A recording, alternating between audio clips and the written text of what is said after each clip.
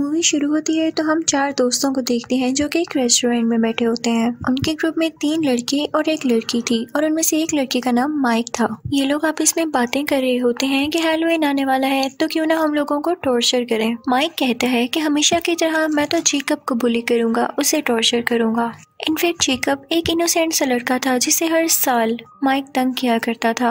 ये प्लान सुनकर उनकी फीमेल फ्रेंड उन्हें मना करती है कि तुम लोगों को ऐसे किसी को तंग नहीं करना चाहिए और जेकब का क्या कसूर है जिसे तुम लोग हर साल सताते हो। तो माइक कहता है कि तुम्हारे सवाल में ही तुम्हारा जवाब है कि हम उसे हर साल सताते हैं और ये अब हमारी आदत बन चुकी है। तुम क्या जानो कि उसे सताने में कितना मजा आता है। वो लड़की उस ग्रुप में मौजूद अपने बेस्ट फ्रेंड को भी मना करती है कि ऐसा नहीं करना तुम, लेकिन जब माइक उसकी बात नहीं मानता तो वो वहाँ से उठकर चली जाती है। फिर हम देखते हैं कि माइक और उसका दोस्त खाना खा चुके होते हैं और अब वो जाते हैं मैनेजर के पास बिल पे करने के लिए। तो मैनेजर उनसे पूछने लगता है कि हैलोवीन आ रही है, तुम लोगों के क्या प्लान्स हैं। तो माइक उससे कहता है कि हम एक लड़के को बहुत बुरी तरह टॉर्चर करने वाले हैं जिससे हमें बहुत मजा आने वाला है। तो मैनेजर भी अपना इंटरेस्ट शो करता है और कहता है कि मैं भी जाना चाहता हूँ, मैं भी देखना चाहता हूँ कि तुम लोग कैसे उसे टॉर्चर करोगे। माइक कहता है कि नहीं, ये मेरी और मेरे दोस्तों का प्लान है।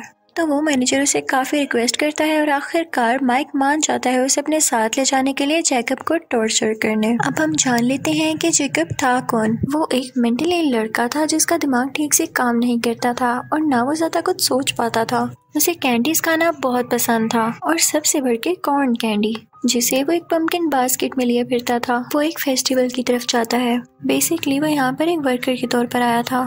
तो फेस्टिवल का ऑनर उससे कहता है कि तुम अपने पूरी लगन से काम करना, पूरे ध्यान से काम करना और याद रहे कोई भी ऐसी हरकत ना करना जिससे तुम्हारी या मेरी बेइज्जती हो, इंसल्ट हो। तो वो ऑनर उससे कहता है कि शो शुरू होने ही वाला है, तुम अपनी तैयारी कर लो। लेकिन जेकब जैसे ही बाहर आता है उसके सामने माइक और उसके वही लोग खड़े होते हैं जो कि इससे तंग करने लगते हैं। लेकिन जेकब ये सब बर्दाश्त करके तंग आ चुका था। वो खुद के डिफेंस में माइक को धक्का दे देता है ताकि वो उसे कुछ ना कहे। लेकिन माइक को और ज्यादा गुस्सा आ जाता है और वो उसे बहुत मारने लगता है। उसके साथी भी उसे मार रहे थे जिसकी वजह से जेकब वहीं पर मर जाता है। ये सब कुछ होता हुआ माइक की फीमेल फ्रेंड भी देख लेती है क्योंकि वो वहाँ पर छुप के खड़ी हुई थी। उसके दिल को कुछ होने लगता है कि ये लोग कैसे किसी की जान ले सकते हैं। फिर हम देखते हैं कि माइक और उसके दोस्त जब घर जाते हैं तो उन्हें इस बात का कोई रिग्रेट नहीं होता कि हमने किसी की जान ले ली, बल्कि वो कहते हैं कि जेकब की गलती थी। हम हर साल उसे टॉर्चर करते थे और वो हमारा टॉर्चर बर्दाश्त कर लेता था, सह लेता था।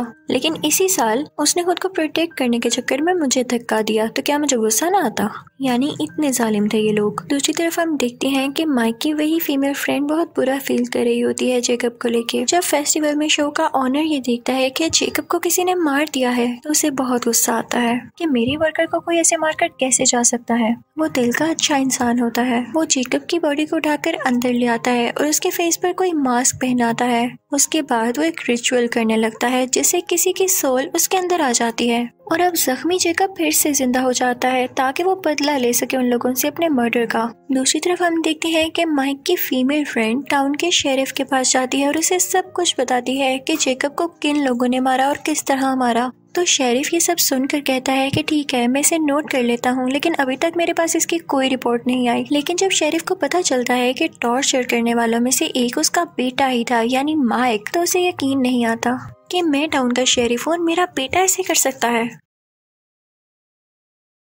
तो वो सीधा उस फेस्टिवल के ऑनर के पास जाता है और उससे पूछता है कि जेकब कहाँ पर है, उसे क्या हुआ था। तो वो ऑनर उससे कहता है कि सबको गलत लगा कि वो मर गया है, वो बस कुछ जख्मी था, अब मैंने उसे रेस्ट करने उसके घर भेजा है। क्योंकि बात तो सच थी कि ऑनर की उस हरकत के बाद हम जेकब को मरा हुआ तो काउंट नहीं कर सकते थे ना। शेरिफ सीधा जेकब के घर जाता है और दरवाजा नॉक करने लगता है, लेकिन कोई भी दरवाजा नहीं खोलता तो वो वापस आ जाता है। फिर हम माइक की उस फीमेल फ्रेंड को देखते हैं। उसका एक दोस्त उससे मिलने आता है और वो उसे बताता है कि शेरिफ ने इन्वेस्टिगेशन की है और उन्हें पता चला है कि जेकब अभी जिंदा है। ये सुनकर उस लड़की को थोड़ा सुकून होता है कि शुक्र है वो जिंदा तो है। फिर हम देखते हैं कि मैनेजर जिसने माइक के साथ मिलकर जेकब को मारा था वो किसी को बता रहा होता है कि मेरी हैलोवीन बहुत अच्छी गुजरी, मैंने बहुत मजा किया पहली बार। और फिर उसके बाद वो वॉशरूम आता है जहाँ पर वही पम्पकिन बास्केट पड़ी होती है और उसमें कॉर्न कैंडी होती है। वो उसे खाने लगता है और तभी वहाँ पर जेकब आ जाता है। जेकब उसका पेट चीरकर उसे पूरी तरह से मार डालता है।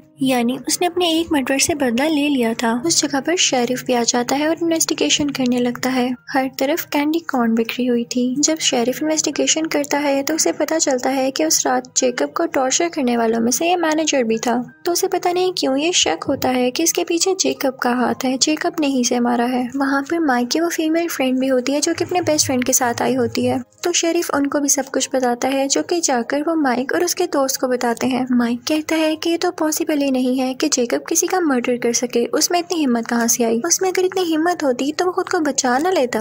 और जहाँ तक बात रही मैनेजर के मर्डर की, तो हो सकता है उसके किसी दुश्मन ने उसका मर्डर किया हो, जरूरी तो नहीं है कि जेकब ही हो।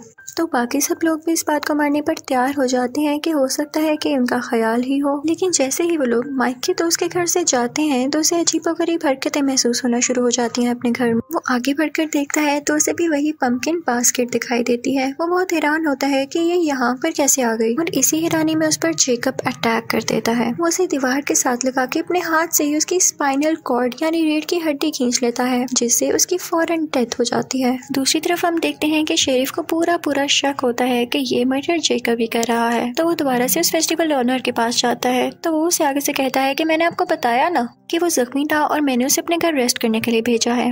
अभी वो लोग बात कर ही रहे होते हैं तो एक और पुलिस ऑफिसर वहाँ पर आकर शेरिफ को बताता है कि माइक के एक और दोस्त का मर्डर हो गया है। शेरिफ वहाँ पर जाकर देखता है तो उसे वहाँ पर भी कॉर्न कैंडी मिलती है। अब शेरिफ का शक सच्चा साबित हो चुका था। वो जेकब के घर जाता है लेकिन उसे वहाँ पर जेकब नहीं मिलता। जब वो उसके बेड के नीचे देखता है तो एक अजीब सी डेड बॉडी होती है जो कि बहुत पुरानी थी और वो जेकब की मदर की थी। लेकिन इस बॉडी का बाकी होने वाले मर्डर से कोई लेना देना नहीं था। शेरिफ अब खुद जेकब की तलाश में निकल पड़ता है और अपने बेटे माइक से कहता है कि तुम घर में रहोगे, बाहर मत निकलना, खतरा है तुम्हारी जान को। शेरिफ इस वजह से शहर भर में होने वाले कार्निवल, फेस्टिवल्स और इवेंट्स को रोक देता है और कहता है कि सब अपने घरों में रहें। ये सुनकर सब लोग बहुत गुस्सा होते हैं। उस फेस्टिवल के ओनर का जो स्टाफ था वो भी उस पर गुस्सा होता है कि कुछ न कुछ तो है जो आप हमसे छुपा रहे हैं और ये शायद आप ही की वजह से हो रहा है।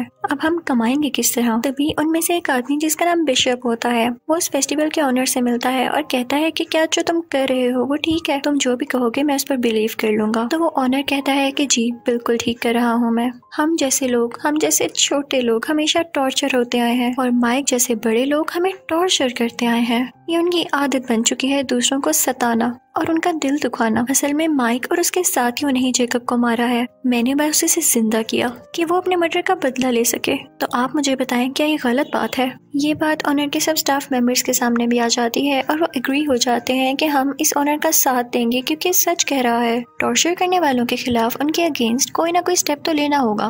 फिर हम देखते हैं कि माइक की फीमेल फ्रेंड और उसका दोस्त एक जगह पर होते हैं। वो लड़की कुछ टाइम के लिए अंदर जाती है और जब बाहर आती है तो देखती है कि उसके दोस्त की डेड बॉडी पड़ी हुई है।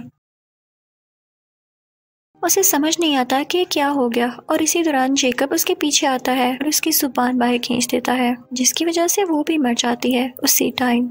शेरिफ भी उसी जगह पर आता है जहाँ पर वो फीमेल फ्रेंड और उसका दोस्त था, ये चेक करने के लिए कि क्या वो लोग ठीक हैं। और जब वो अंदर जाता है तो देखता है कि उन दोनों की डेड बॉडीज पड़ी हुई हैं वहाँ पर। वो सारी बात समझ जाता है और फिर अपने बेटे माइक को कॉल करता है और कहता है कि देखो तुम्हारे दोस्त तो मारे जा चुके हैं, तुम मेरी बात मानो तो अपने घर के अंदर ही रहना, बाहर मत निकलना क्योंकि जेकब अब तुम्हें मारने वाला है। लेकिन माइक को गुस्सा आ जाता है और वो अपने घर से निकलता है उस कार्निवल यानी फेस्टिवल वाली जगह पर ताकि वो वहाँ के ओनर से पूछ सके कि आखिर मसला क्या है। लेकिन तभी उस ओनर का एक आदमी उसे मारकर बेहोश कर देता है।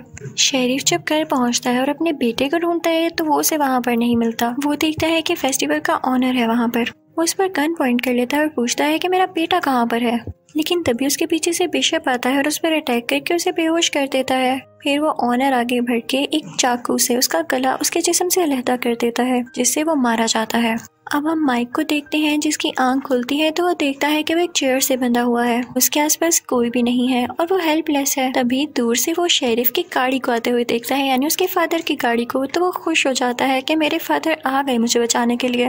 लेकिन ये उसकी गलत फहमी थी क्योंकि गाड़ी में तो उसका फादर था ही नहीं बल्कि उसका सर गाड़ी के ऊपर था, कटा हुआ सर, जिसे देख के माइक रोने लगता है क्योंकि वो जानता था कि वो भी मारा जाएगा, उसके फादर जो नहीं रहे, कोई भी नहीं रहा।